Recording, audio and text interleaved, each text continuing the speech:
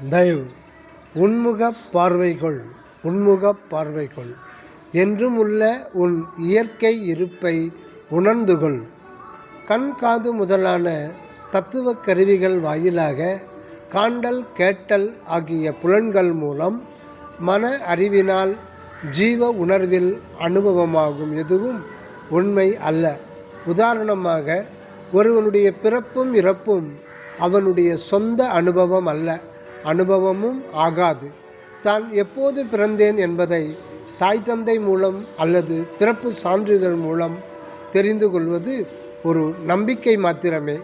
புற உலகியலில் இந்திரிய காட்சியில் அது உண்மை போல் தோன்றினாலும் இந்த காரிய உலகுக்கு அப்பால் விளங்குகின்ற காரண அகவுலகை பற்றி அறிய முடியவில்லை.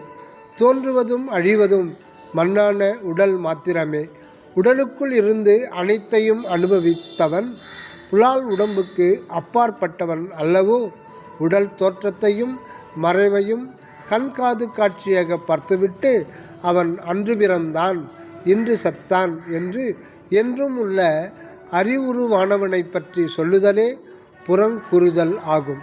கண்ணால் காண்பதும் பொய், காதால் கேட்பதும் பொய், தீர விசாரிப்பதே மெய் என்பது நம் தமிழகத்து பழமொழி. தீர விசாரிப்பது என்பது இந்திரிய காட்சிகளை கொண்டும் புற மன அறிவை கொண்டும் காணும் காட்சிகள் எல்லாம் பொய்யே. உண்மை அறிவை கொண்டே உண்மையை உள்ளபடி உணர முடியும். அதற்கு புறநிலைகளை கடந்து மெய் என்கின்ற ஆன்ம அருள் அகநிலையை, அதாவது பொய்யானவை எல்லாம் தீரும்படி தீர முழுமையாக சார்ந்து கொள்ள வேண்டும்.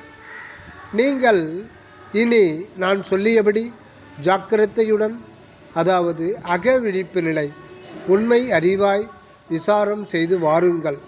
இது வள்ளல் பெருமானின் கடைசி திருவார்த்தையாகும். உன்முகப் பார்வைகொள் என்றுமுள்ள உன் இயற்கை இருப்பை உணர்ந்துகொள். தயவு. நன்றி. தயாநிதி சுவாமி சரவணானந்தா அவர்களுக்கு.